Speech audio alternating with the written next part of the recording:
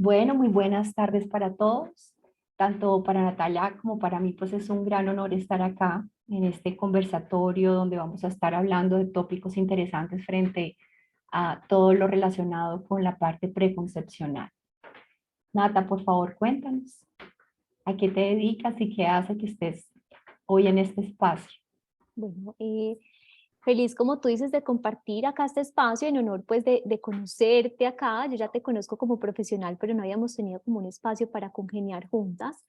Yo soy médica, me gradué de la Universidad CES acá en la ciudad de Medellín y después hice una formación en medicina del estrés y desarrollo de resiliencia en el Benson Henry Institute, que es como el instituto que estudia la conexión entre el componente mental y emocional de la Universidad de Harvard y después complementé con estudios en psiconeuroinmunoendocrinología clínica. Eso es un nombre muy elegante para decir una cosa muy simple y es simplemente como la psicología que está asociada a cada uno de los sistemas, o sea, como ese componente emocional que tú bien lo conoces y ese componente mental finalmente termina convirtiéndose en cambios en la biología día tras día.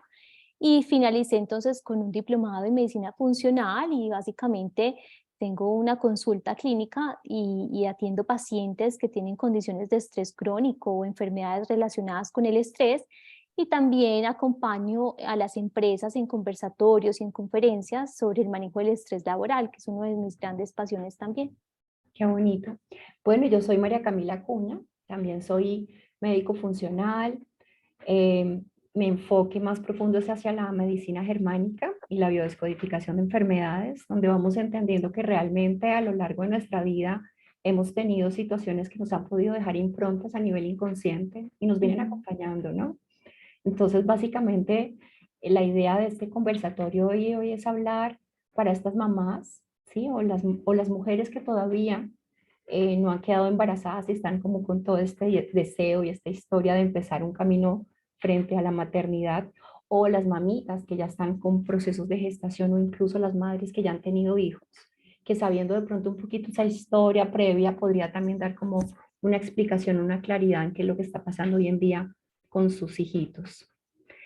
Nata, cuando nosotros hablamos todo esto que estás hablando del estrés y toda esta influencia que tiene de pronto en la calidad de vida de una mujer, antes de pensar y decidir, voy a ser mamá, ¿qué tanto influye? Yo diría que muchísimo, o sea, la influencia es muy grande. Quiero empezar por decir que el estrés hace parte fundamental de la vida, ¿cierto? Y no podemos convertir el estrés en algo patológico porque nos crea una resistencia contra las experiencias que son parte de lo que es estar acá, ¿cierto? Vamos a experimentar sufrimiento, vamos a experimentar adversidad, vamos a experimentar pérdida y tenemos que hallar la manera de integrar todas esas, digamos, vivencias a la comprensión de la magnitud de lo que es la vida y entender que simplemente son, digamos, partes fundamentales de procesos de aprendizaje y de evolución. A través de esas experiencias finalmente es que nosotros evolucionamos y siento que nosotros estamos volviendo casi que un tema obsesivo el sacar el estrés de la vida, o sea, y eso yo pienso que también nos induce incluso a más estrés porque es que, es, como les digo, es negar la naturaleza de lo que es la vida y finalmente el estrés es algo que nosotros necesitamos, ¿cierto? Para poder adaptarnos adecuadamente. Entonces, cuando está en su justa medida, cuando está respondiendo, digamos, a unas condiciones como tal y cuando tiene, digamos, una respuesta que es adaptativa, pues lo que te va a hacer es mucho más fuerte, te va a ayudar a ser más resiliente en el tiempo. Entonces, eso para empezar a decir que todos vamos a experimentar estrés, no tenemos que tener temor a esto, pero claro, cuando ese estrés ya empieza a tener unos tintes patológicos, Cami, que son, pues cuando ya es un tema que me sobrepasa en mi capacidad de adaptación, cuando ya yo siento que esto no es de un día ni de dos, sino que llevo ya un tiempo considerable, digamos, teniendo esta complicación o este detonante, o cuando ya evidentemente hay unos síntomas físicos que se están manifestando, es cuando uno empieza a decir, bueno, ya ese estrés que tú tienes es un estrés que no solamente está ahí, sino que puede generar dificultades en el proceso de concepción e incluso también a la hora de quedar en embarazo va a generar cambios en el proceso de creación y de maduración y de crecimiento de ese bebé. Entonces, definitivamente el llamado ahí es a decir, aprendamos a reconocer el estrés patológico y si tú consideras que ya estás en uno de esos, y ahorita hablamos un poco de la sintomatología y los signos de alerta y de alarma, pues ahí es donde de pronto es importante hacer una intervención temprana. Finalmente este espacio es para eso, para nosotros hacer una alerta y decir, mucho de lo que pasa a nuestros hijos se puede prevenir. Entonces aprendamos cómo, cuándo hay que buscar esas herramientas y esas estrategias para nosotros poder entrar en un embarazo y darle, digamos, las condiciones óptimas a ese embarazo que estamos teniendo. De acuerdo. ¿Cuáles serían estos síntomas para que las personas tengan claro y decir, ok, ya no estoy en un estrés agudo, de verdad que Ujú. no es parte de mi supervivencia, sino ya estoy entrando en esto, como lo llamas tú, ya más complejo, que ya tendrá una sintomatología y unas consecuencias a posteriori, ¿no? ¿Cómo lo puede identificar la persona? Mira, de eso tiene muchos autores, hay mucha gente que habla de tiempos, a mí los tiempos me parece que son muy subjetivos, ¿cierto? Igual lo mismo que las situaciones, o sea, hay situaciones muy positivas que nos pueden detonar estrés, o sea, a mí me puede detonar estrés patológico un matrimonio, me puede detonar estrés un cambio de ciudad, me puede detonar estrés un ascenso laboral, entonces no es ni siquiera la naturaleza de la experiencia ni el tiempo, sino que es, como decimos, los síntomas que se empiezan a manifestar. Hay uno que es fundamental, Cami, y es el insomnio. O sea, cuando ya hay alteraciones en los ritmos circadianos, cuando uno ya ve que esa cronobiología está alterada, empieza uno a decir que hay disfunciones tanto del sistema nervioso autónomo, ¿cierto? Que es el encargado, digamos, de esos estados de actividad o de estrés y de relajación. Cuando eso se empieza a alterar, lo primero que uno nota es que el sueño pierde calidad. Entonces, eso es un síntoma que quiero que tengan todos muy presentes. Lo segundo, y digamos que vamos por aspectos, ¿cierto? Hablemos un poco de conductas, de esa parte cognitiva que a mí también me parece que es súper bonita conversar un poco y es decir, cómo el estrés empieza a inducir una hiperactividad de esos centros de alerta y de alarma cerebral que hacen que yo tenga una hiperreactividad emocional, me siento permanentemente atacado, entonces, ¿cierto? Busco estar a la defensiva, Pensamiento entonces rumiante. el pensamiento rumiante, negativo y catastrófico, porque por lo general eso es lo que ocurre, la Mm. sensación de miedo y de angustia permanente asociado con una pérdida de la actividad o una disminución de la actividad de la corteza prefrontal, que es el centro de ejecución y digamos de las funciones ejecutivas del ser humano. Entonces empezamos a notar que hay dificultades para la concentración, para la memoria, para darle un tono adecuado a las emociones, para planear y ejecutar proyectos, para tomar decisiones. Entonces las personas empiezan también a notar que hay, digamos, como dificultad en su desempeño laboral o incluso en su vida diaria. O sea, desde qué me voy a poner hasta si voy a comer, qué voy a hacer en el restaurante y voy a elegir, se convierte como en un tema difícil de abordar y las emociones pierden el rumbo. Entonces ahí hay unos síntomas que uno tiene que empezar a mirar. También a nivel físico que podríamos detenernos, pero horas, porque tú sabes que realmente muchas cosas pueden tener estrés, pero hablemos de los más tradicionales. Síntomas gastrointestinales son, pero cardinales, entonces todo lo que tenga que ver a nivel gastrointestinal puede tener que ver con esa disfunción del eje de relajación, que es el parasimpático, pero las cefaleas, las enfermedades autoinmunes, las alergias, las dificultades para la concepción per se, o sea, todo lo que tenga que ver con infertilidad también puede tener que ver con esas disfunciones del sistema. Hablemos un poquito de la parte relacional, tendemos a estar en aislamiento social, entonces el estrés también nos genera como esa necesidad de aislarnos y nos volvemos mucho más intolerantes al entorno, más rígidos, y eso nos permite, pues nos dificulta esa parte de flexibilidad, de comprensión e integración. Y finalmente, pues fundamental también esos síntomas emocionales, que en algunos casos son episodios de ansiedad, en otros casos pueden convertirse más en episodios depresivos, podemos hablar de trastornos obsesivos a raíz de esto. Entonces, pues hay grandes rasgos, pero Sí, digamos que es ahí un yo gran creo que hay unas abanico. alertas, sí, hay unas alertas ahí que podemos decir que pueden estar presentes. Y qué interesante esto que dices, porque muchas veces uno cree que solamente es lo que le está ocurriendo a uno en el cuerpo y que este sistema nervioso autónomo está mandando señales, pero aquí también es interesante cuando lo conectamos con la historia que traemos, ¿no? Porque muchas veces cuando nos ponen en el punto de, bueno, estamos casadas y entonces, ¿qué sigue ahora? ¿Cuál es el siguiente paso? Y entonces viene toda esta idea de la maternidad que también te lleva a un punto de mucha introspección a saber y reevaluarte si estás preparada o no para hacerlo. Y digamos que dentro de la experiencia que tengo yo con mamitas o con mujeres que quieren entrar a su proceso de fertilidad, pues siempre está esa angustia de recordar todo lo que vivieron ellas siendo niñas, ¿sí? Y ver Total. los patrones de su madre y de su abuela y estar pensando que si seré yo diferente o si estaré yo preparada para esta gran responsabilidad de ser mamá, ¿no? Y eso me imagino que aumenta aún más, lo tendrás tú claro en tu consulta, aumenta mucho más estos niveles de angustia y de ansiedad Total. y de estrés en las mujeres, ¿no?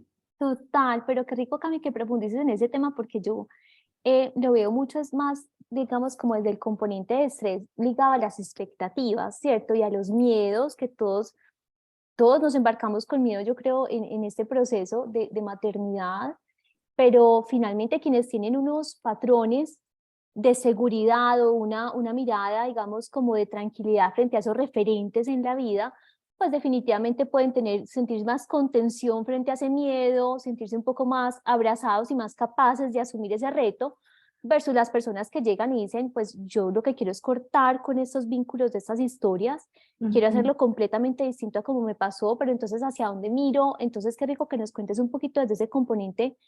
¿Qué pasa? O sea, ¿cómo se hace uno para romper? Si realmente se logra hacer y muchas personas logran distanciarse de eso que recibieron como educación y como experiencia en su vida. Sí, fíjate que afortunadamente existe la epigenética, ¿no? Mm, Entonces, esto que nos están hablando de prender y apagar genes, y dentro de la parte emocional lo podemos lograr. Porque claro, dentro de una genética, dentro de un código que nosotros tenemos, pues tenemos demasiadas semillas, ¿no? De todo lo de ujú. nuestra familia y nuestros ancestros, pero cuando las hacemos conscientes dentro del conocimiento, ¿sí? Cuando empezamos a darnos cuenta que eso lo tenemos, ahí es cuando empezamos a hacer modificaciones a nivel inconsciente para poder apagar esos genes de esas lealtades, porque las lealtades son bastante complejas, porque es que están en nuestro código genético, ¿sí? Y entonces uno Wow. conscientemente queremos esto, pero uno siempre termina diciendo, ¿por qué todo va girando y me va mandando para el otro lado? Y el otro lado es para donde mi inconsciente me envía.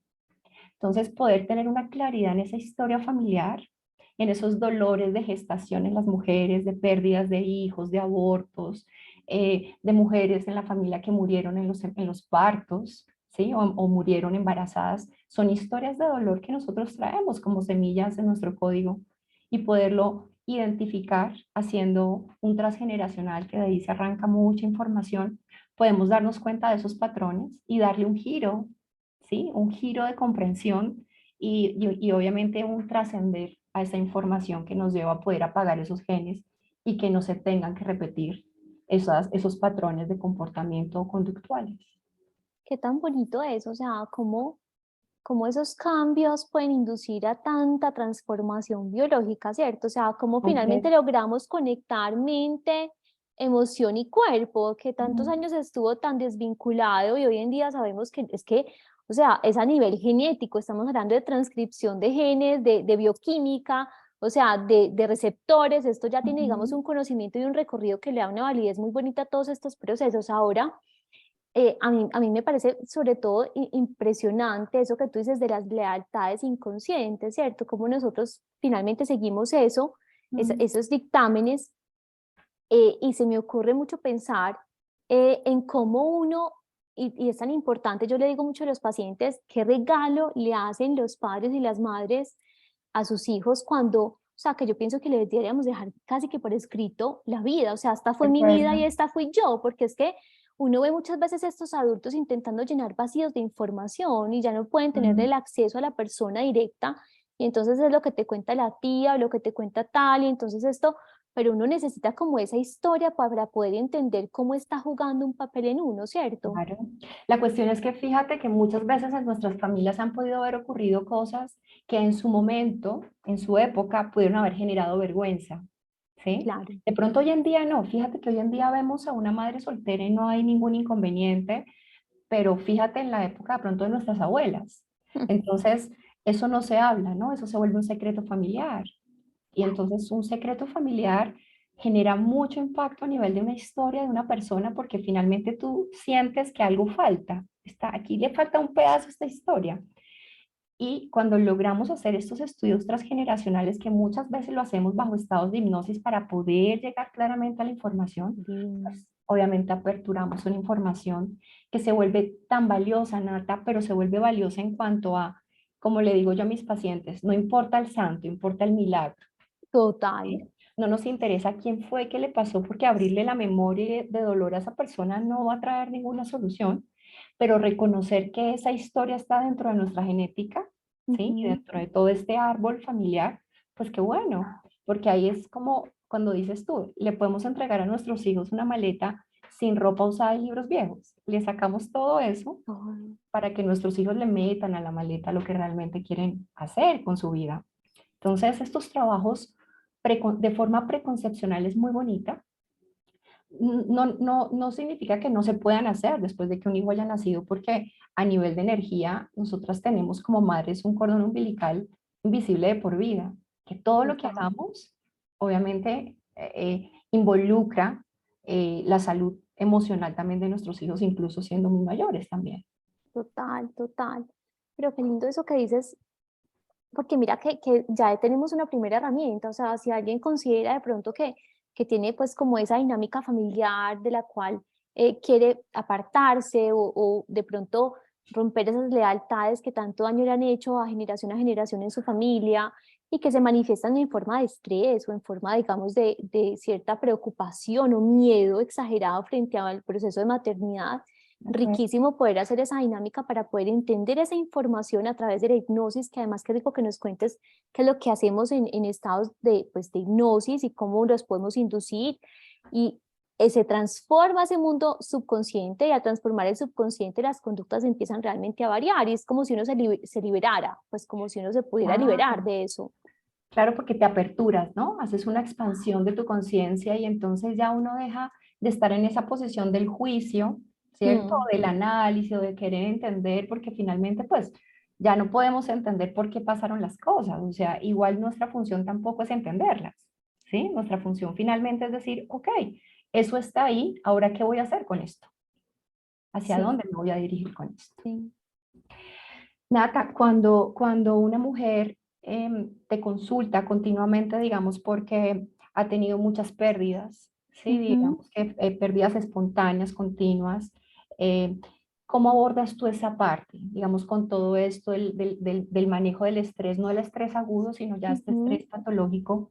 ¿Cómo haces o qué le podemos decir a las mujeres que se vienen presentando continuamente sus abortos y creen que no pueden seguir intentándolo? Sí, sí, ahí hay un rango muy grande, un espectro muy grande para entender. Muchas son personas que todavía no han llegado a un diagnóstico, pero que tienen por lo general un diagnóstico de base que debemos de encontrar.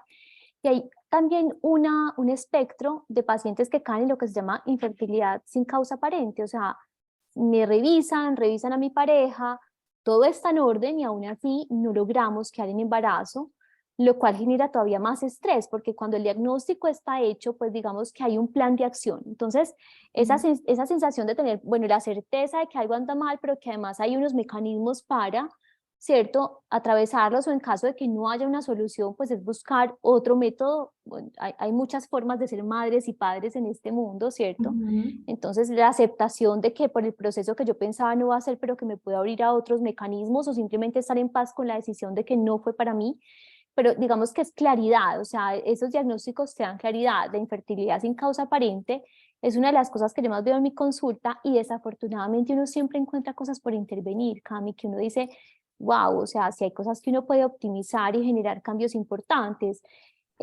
Cuando uno estudia estrés, hay cuatro aspectos muy importantes que definen la vulnerabilidad al estrés. Eso es un término bonito que simplemente dice, bueno, ¿qué hace que una persona tenga más sensación de estrés o pueda ser más susceptible de sufrir enfermedades y disfunciones derivadas del estrés a lo largo de la vida? Y eso está entonces, como les digo, entendido a través de cuatro aspectos de la vida y uno es un componente genético que como tú lo decías bien es la epigenética, o sea, ese mundo que es fascinante y que hoy podemos intervenir, pues si tú lo haces todos los días a través de lo que haces en tu consulta clínica. Los segundos son los rasgos de la personalidad. Entonces los rasgos de la personalidad definitivamente tiene un marcador en qué tan estresados soy. Entonces vemos los pacientes que tienen un pensamiento rígido y polarizado, muy de blancos y de negros, de mundos muy absolutos, ¿cierto?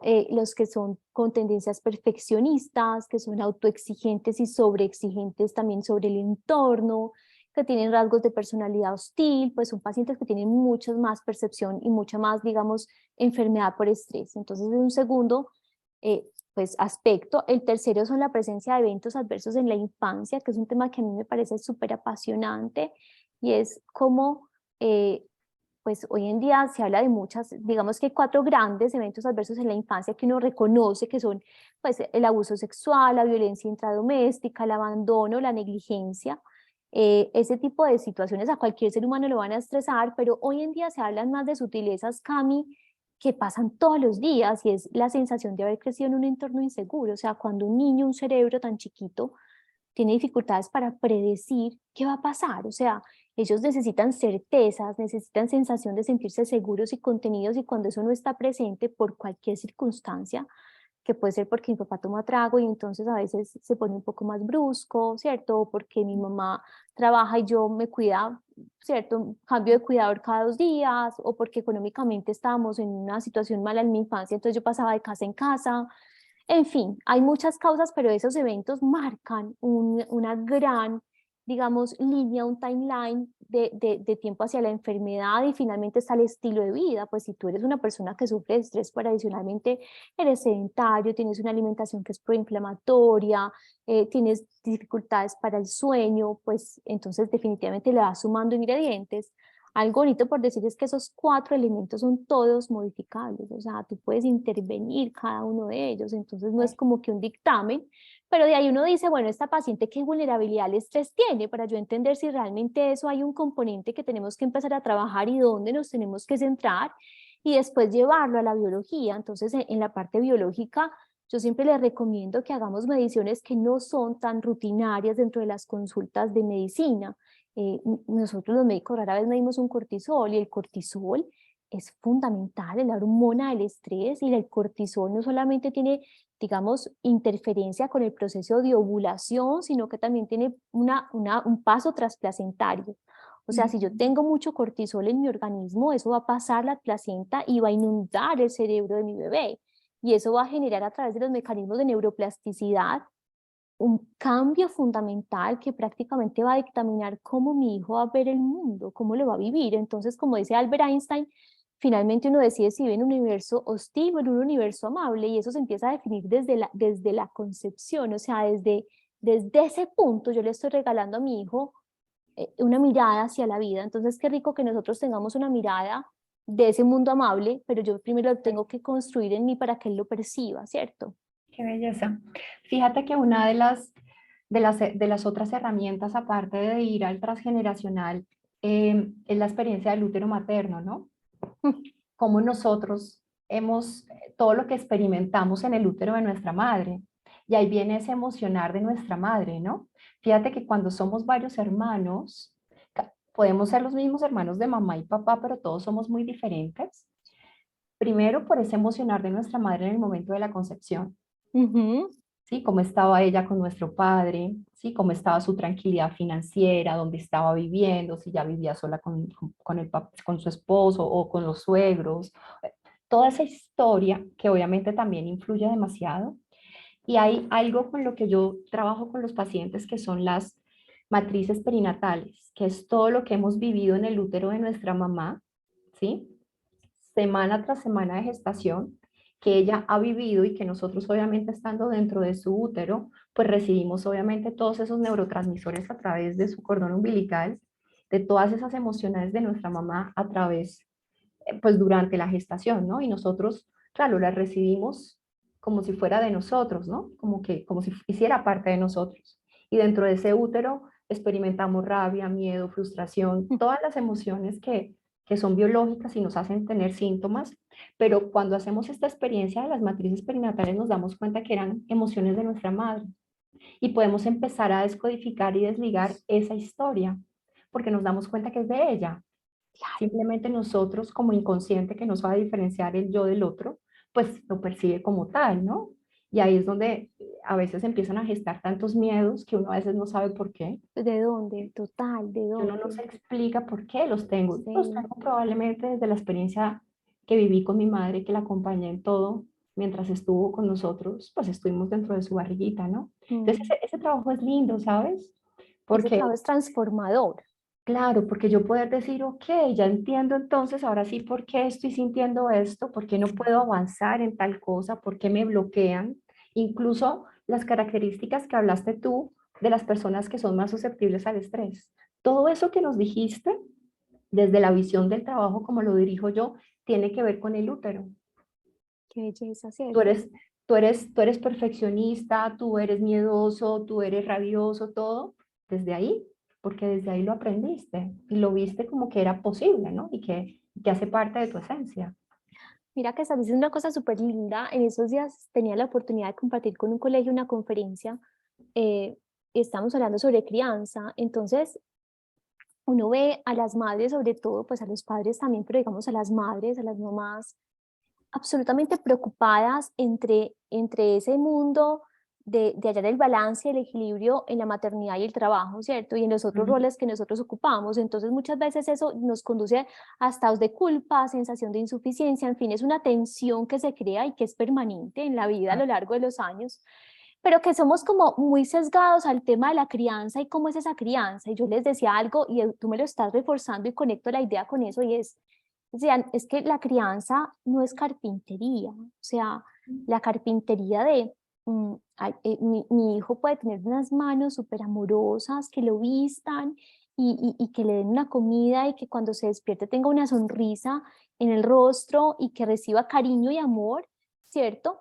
Ujú. Pero la crianza es eso, o sea, qué legado le estoy transmitiendo yo a mi hijo, ¿cierto? O sea, ¿cuál es esa visión sobre la vida, esa filosofía? O sea, ¿cómo vivimos?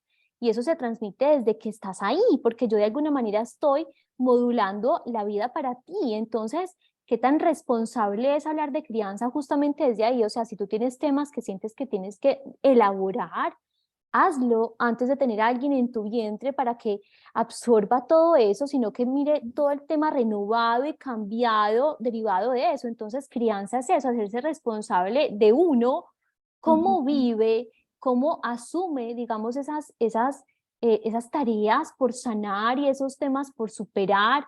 Y eso es lo que los niños ven, o sea, al final eso sí es educar, ¿cierto? De El cómo se acuerdo. vive, el cómo se transforma la adversidad, el cómo uno procesa las cosas que duelen. Eso es la verdadera crianza, creo yo. Qué lindo. Y fíjate que, por ejemplo, para las mujeres que estarán viendo este video y que todavía no han tenido bebés, pues uno dice, ok, Ujú. están en el tiempo perfecto para ir haciéndolo. Pero para las que ya tienen hijos, igual también hay mucho por hacer, porque muchas pacientes cuando yo les estoy hablando de esto dicen, pero ¿por qué no supe esto antes? Y entonces viene obviamente toda esta Mm, sensación de por qué no lo supe, pero lo que pasa es que a nosotros nos llega la vida lo que estamos preparados para entender y manejar. ujú. La información nos llega en el momento perfecto. Probablemente esta conversación la pudo haber escuchado una persona hace mucho tiempo atrás y no le hace ningún tipo de movimiento. En este instante sí.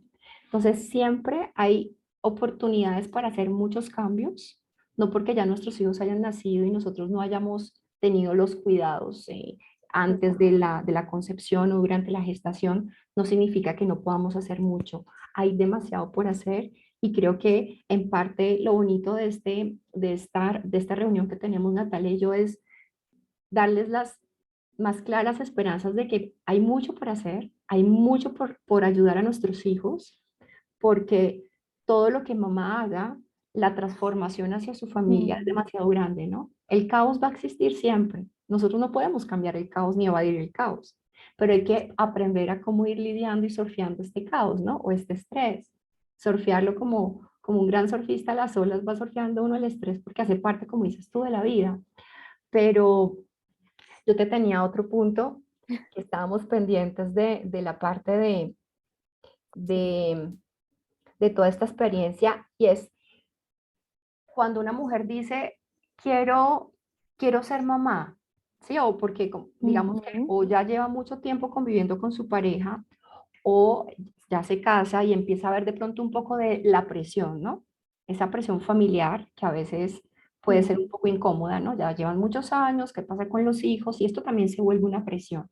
¿Qué tanto llega a tu consulta a esto, Nata? Porque muchas mujeres entran en una angustia de no sé si voy a ser mamá porque me están presionando, pero ¿qué tan saludable podría ser esto para la salud de la mamá? Mira, yo pienso que es totalmente nocivo, o sea, desde cualquier punto de vista es nocivo porque si algo, digamos, determina la vida de un ser humano, es esa relación de dependencia de los hijos. O sea, los hijos, eh, yo digo que es la única forma de amor incondicional que hay. O sea, el resto son amores que son condicionados, pero es que aquí tú estás generando un vínculo que es, o Para toda sea, la vida. para toda la vida y que además no sabes cuántos años pasen, aún así uno va a hacer ese rol de mamá y de papá. Es decir, pues es que, cierto, yo puedo tener 80 70 o 60 años y si tengo a mi papá y a mi mamá vivos, van a ser mi papá y mi mamá, ¿cierto? Y entonces Claro. yo pienso que uno tiene que tener esa conciencia de realmente estoy dispuesto a embarcarme en este proyecto de vida, porque es que es alterar completamente mi dinámica de vida en función de algo y eso tiene que tener una coherencia con mi esencia y con mis expectativas de vida. Entonces, a mí me encanta, yo no sé si tú te has leído un libro de Glennon Doyle que se llama Indomable. ¿Lo has Mm, leído? no.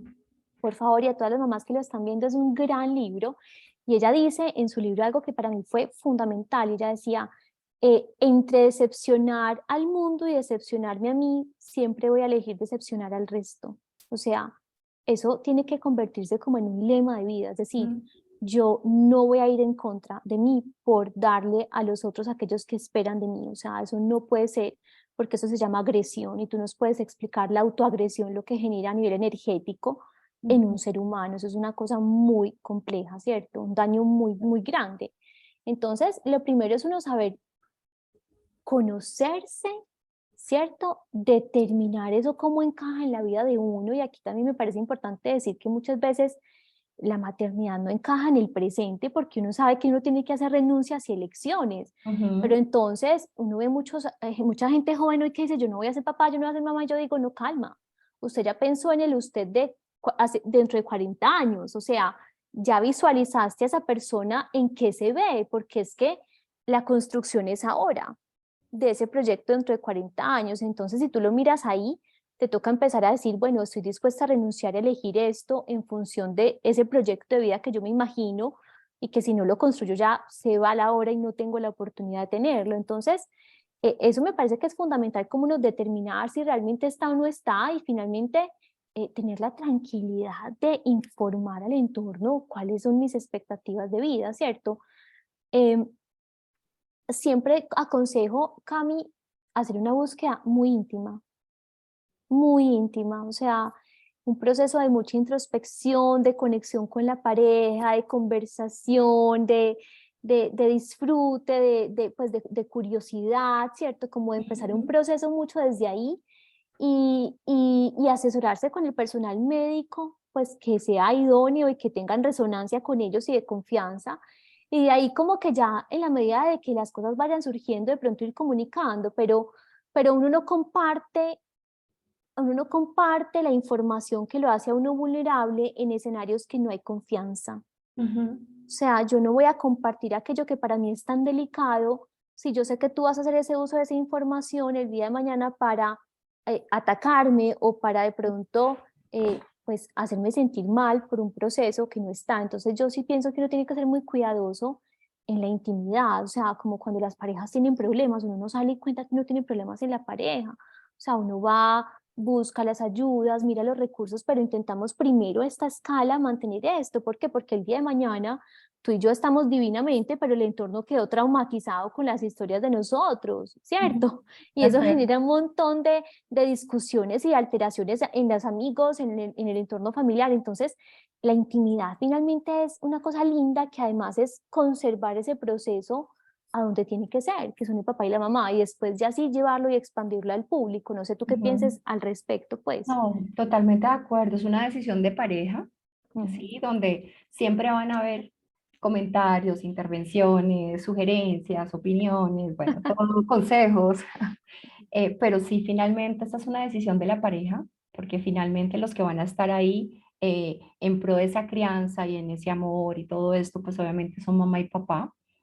Ojalá pues siempre estén juntos, que es como lo ideal, pero Ujú. igual si tampoco siguen juntos, pues finalmente siempre recordar que como papá y mamá siempre deben estar presentes cumpliendo el rol que les corresponde, ¿no?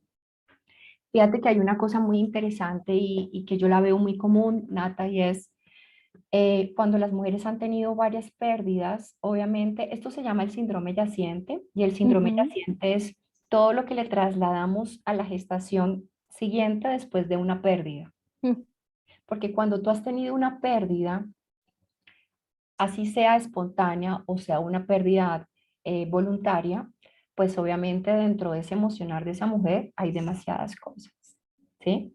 Y cuando vuelves a quedar embarazada, tú vas a trasladar todo eso que sentiste, el miedo o la culpa o lo que puede haber surgido, porque no sabemos qué pudo haber surgido, se va a trasladar a esta siguiente gestación.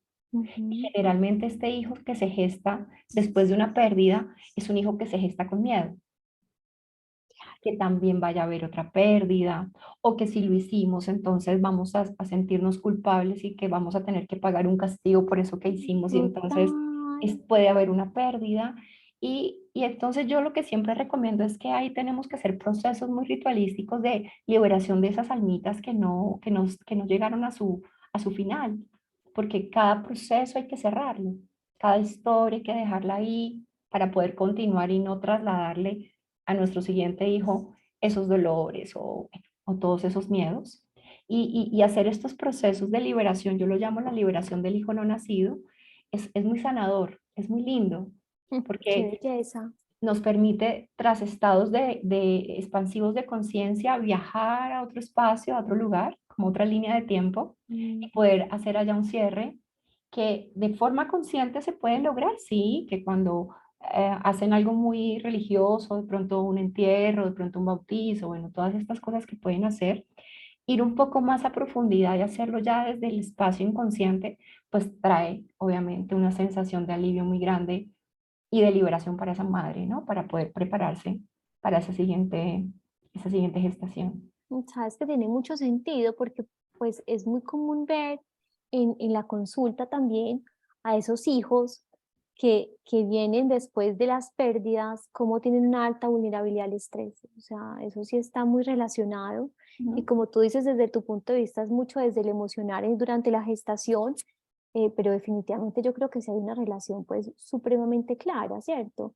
Y además es totalmente comprensible, o sea, es que el proceso de afrontar una pérdida, bien sea como llegue, pues es bastante movido, o sea, desde el aspecto biológico, mental y emocional. Entonces yo pienso que ahí hay rico que uno haga esos, como tú dices, poner la información en su lugar. Yo siempre he dicho que sanar es un trabajo constante, pero es que sanar es básicamente uno como que repensar y resentir, ¿cierto? Entonces uno como que toma una instancia del evento en la narrativa, que la narrativa es fundamental, elijo una historia, pero una historia que realmente sea constructiva, ¿cierto? O sea, voy y repienso realmente qué fue lo que pasó, cuál fue esa historia, y de ahí entonces empiezo a experimentar emociones muy distintas a las que yo tenía, porque la historia es Ujú, distinta. Entonces, claro, desde el pensamiento, la emoción que se induce es distinta y entonces la experiencia se transforma y entonces uno está en paz. Y uno ujú. dice, esto fue lo que fue, yo lo puedo integrar a mi vida y lo integro porque para mí fue así. O sea, yo quiero recordar y quiero experimentar y quiero percibir esto como esto que fue. Así Y es, eso es la fuente de resiliencia. O sea, las personas que logran hacer esos procesos en la vida definitivamente son mucho más resilientes. completamente, totalmente. Y es como darse cuenta uno que finalmente nuestro pensamiento siempre hay que estarlo observando frente a lo que estamos permitiendo que llegue, ¿no? Siempre hay que cuidar esa contaminación del pensamiento porque eh, tristemente el empeliculé siempre es catastrófico y dramático, ¿no? Y así como tenemos la capacidad de empelicularnos con lo triste y lo amargo, también lo podemos hacer con cosas maravillosas que nos lleven a otros estados y a otros niveles, ¿no? Total. Entonces, es eso de estar dándonos cuenta qué es lo que está llegando al pensamiento Mm, para poderlo, yo pienso que el pensamiento es como un huésped, ¿sí? El huésped tú lo dejas que entre, pero el huésped tiene que irse, ¿sí? No sale. podemos darle las llaves de la casa al huésped. No, Entonces, jamás. eso pasa con el pensamiento. El pensamiento hay que dejarlo que pase porque va a llegar. Cualquier cosa Ujú. nos lleva un pensamiento, ¿no? Una película, una canción, una conversación, todo nos activa un pensamiento de una historia, pero permitir que pase y que no nos enganchemos, porque el enganche es lo que nos lleva al estrés crónico, ¿sí? Ya no nos permite Total. funcionar más A dinámicamente. convertir eso en una realidad, ¿cierto? Y a experimentarla. ¿De Ahora, a acuerdo? mí me encanta, como dice Víctor Frankl, entre la estímulo y la respuesta siempre hay un espacio y en ese espacio es donde radica la libertad del ser humano. Entonces, ese espacio es donde uno dice, bueno, ¿yo qué historia me voy a contar? O sea, para mí esa es la pregunta más trascendental de la vida. ¿Yo qué historia me voy a contar? Porque yo ahí elijo qué va a pasar, no solamente acá, o sea, yo le digo a los pacientes es que la mente está en tu páncreas, en tu intestino, en la uña del dedo gordo del pie, porque es que está Bueno, cambiando la biología. Entonces, no es que yo tenga solamente la mente de aquí para arriba y ya, no, es que es esa historia que tú te una cuentas fusión. está ocurriendo en tu organismo, ¿cierto? Entonces, quienes se vuelven cada vez más ágiles en decir, yo paro, ¿cierto? Yo elijo una historia y desde ahí yo experimento unas emociones, definitivamente va construyendo una relación mucho más, pues, bonita con la vida, más placentera, creo yo, y va experimentando definitivamente cosas desde una apertura, pues, que produce gran serenidad en el alma, ¿cierto? Es básicamente eso, nada de la vida cambia, cambia el procesamiento de esa vida, ¿cierto? De acuerdo, de acuerdo. Bueno, Nata, yo creo que es todo por hoy. Tan lindo. Tratamos de abordar lo que más pudimos en este espacio permitido. Ujú. Si alguna persona desea una consulta contigo, ¿cómo se puede comunicar? ¿A qué números, Nata? Como para que yo sé que van a Mira, surgir personas que dicen, allá quiero llegar. mira, el número es 315-597-5464. Seguramente se los compartiremos ahí. En mis redes sociales es Body va en sánscrito, que es B grande O D H I de iglesia, guión bajo mind, guión bajo care. Y bueno, ahí me encuentran en redes, comparto alguna información y pues obviamente para las consultas quienes consideren que les podemos aportar y acompañar en los procesos, qué rico sería.